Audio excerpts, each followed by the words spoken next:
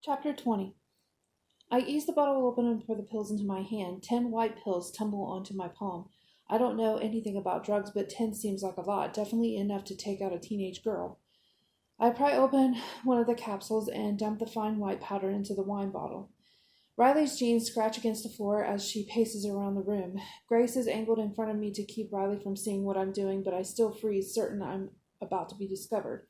The powder from the pill sticks to my fingers in the mouth of the bottle. I swear under my breath and try to brush it all into the wine. I thought you two were so close, Brooklyn says, her voice dripping with fake sympathy. If either Alexis or Riley notices she's making fun of them, they don't show it. They only seem to see each other. You were always a shitty friend, Alexis yells, her voice cracking. She wraps a long blonde strand of hair around one finger and gives it a sudden violent tug. The only reason we even hang out is because you can't stand to be alone. I think you have that backward, Lexi. Riley's voice is quiet and even, barely above a whisper. Alexis stands in the middle of the attic while Riley moves around her, an animal circling her prey. The only reason we're friends is because you need someone to obsess over. You've been pretending to be me since you were 8 years old. I just can't get rid of you. The quieter Riley speaks, the more outraged Alexis grows. Why not? Because God wouldn't want you to? Alexis shouts. You hide behind God so no one will see how screwed up you really are. I'm not ashamed of anything I've done, Riley continued, rounding back on Alexis. But you have everything to be ashamed of. You tried to kill your sister. How can any of us ever trust you again? Alexis's breathing gets heavier and she starts to cry. Grace stiffens in front of me. Alexis must have pulled another clump of hair out of her head, but I refuse to look up and watch her. My fingers feel thick and clumsy as I work around the pills. You're wrong, Alexis says. Am I? Riley's voice takes on a cruel, almost gleeful edge. I recognize that tone by now. It means she knows something the rest of us don't. If I'm so wrong, why are you still hiding? Riley continues. You're keeping secrets from all of us.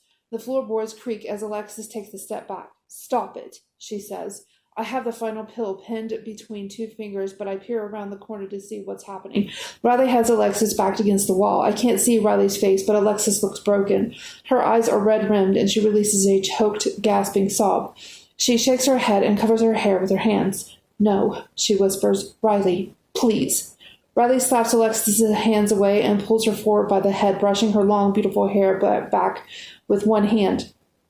Beneath the top layer of perfect blonde locks, Alexis's entire scalp is red and raw, spotted with still bleeding scabs. Alexis pulls away from Riley and tries desperately to smooth her hair back in place. Her face crumples, and she drops to her knees, her shoulders shaking with silent sobs. She lifts her hand to the hair just behind her left ear and starts compulsively winding a lock around her finger tighter and tighter until it comes off in her hands. Blood spots the skin at her scalp.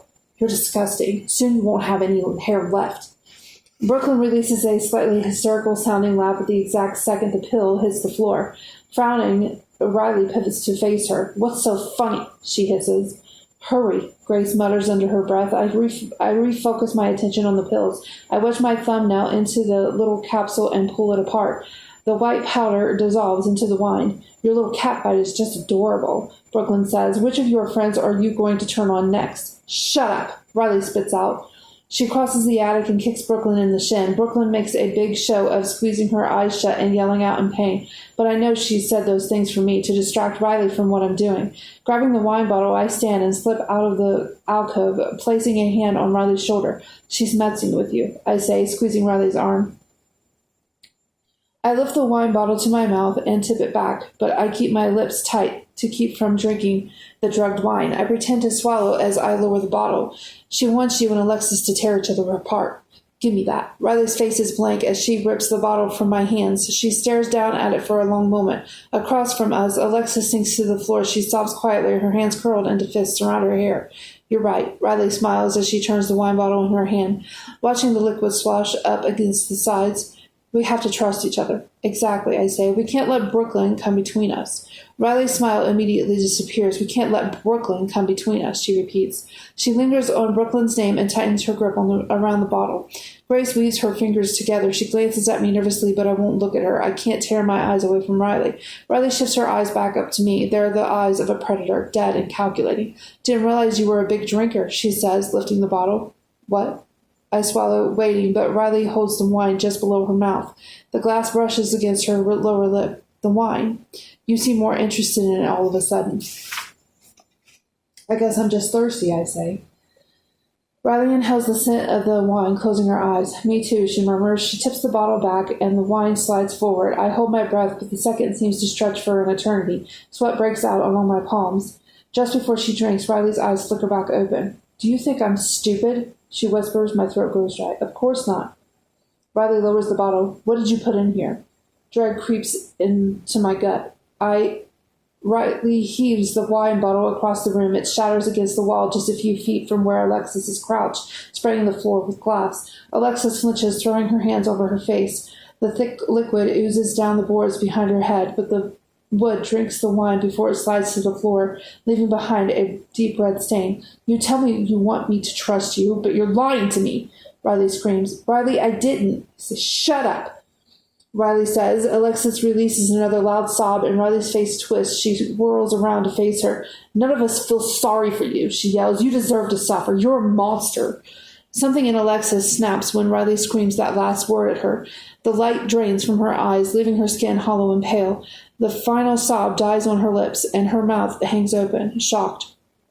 Lexi. Grace takes a step forward, but Alexis pushes herself to her feet and races from the room. The rickety ladder shakes and moans as she climbs to the second floor. You bitch, I told you not to leave. Riley pushes past Grace and tears down the ladder after Alexis. Alexis' sobs echo below us. Her bare feet slap against the floor as she drops from the ladder and starts to run. Should we go after them? Grace asks.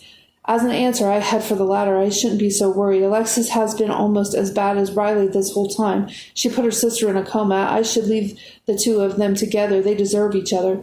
Still, I can't get Alexis' broken expression out of my mind. Riley drops to the floor, causing the ladder to shake. I grip the banister to keep from falling. You're as bad as Brooklyn, Riley shouts, tearing down the hallway. Maybe we should exercise you next. My heart thuds in my chest as my shoe slips on a blood-coated rung. I smack my chin on the ladder before managing to catch myself. Black stars blossom before my eyes. Get back here, you psycho! Riley trips over a beer bottle and falls, hitting the ground on her knees. Alexis races into the master bedroom. Riley pushes herself back to her feet. Riley, wait! Stomach turning, I jump to the second floor. The shock jolts through my legs, but I don't pause long enough to notice. I reach for Riley's shoulder, but she whips around on me. This has nothing to do with you, she spits out, pushing me. I slam against the wall. Riley, I groan, but she follows Alexis into the master bedroom and shuts the door in my face. I grab the doorknob, but it won't turn. Grace runs up behind me, breathless. Locked, I say, from the inside. Grace wiggles the doorknob, but it holds tight. She swears under her breath, then pounds against the door with her open hand. Riley, let us in! No one answers. I picture Riley pushing Brooklyn below the water in the bathtub, Riley peeling away Brooklyn's fingernail and letting it fall to the floor in the basement. Riley wouldn't hurt Alexis, right? I ask. Grace swallows and presses her lips together. I don't know what Riley would do. I press my face against the door to the bedroom. Muffled voices sound inside, more arguing, but I can't hear what they're saying. Cursing, I pull away. We have to get inside, I say to Grace. Can you think of anything? Grace's face lights up. Riley kept a key in a drawer in the kitchen. I don't know if it's the master, but it's worth a try, I finish. Come on. I grab Grace's arm and we start down the stairs. I take them two at a time, nervous for every second I'm not in the bedroom with Riley and Alexis. I see that desperate, broken expression every time I close my eyes and urge my feet to move faster. Alexis releases a shrill scream. Riley, no! I jump to the landing as a shadow falls past the arched window overlooking the staircase. Something crashes into the bushes next to the house, sending a shudder through the floor. 1,000 pins prick the back of my neck. I freeze on the landing. Oh, God. Grace's body stiffens behind me. What was that? I whisper, terrified I already know.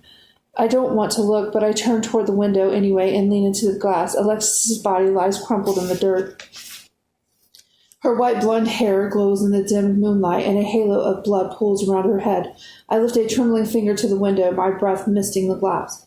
Move, I whisper to her broken body, but she doesn't. She stares at the sky with milky, lifeless eyes. Her arm twists above her head and her fingers curl toward her palm, almost like she tried to grab onto something as she fell. Her cracked lips hang open in a silent scream. Her final words echo through my head. Riley, no. The door above us creaks open and footsteps pad across the floor. I lift my head as Riley stops at the top of the stairs, her face white as death. Alexis jumped, she says. Yeah, right.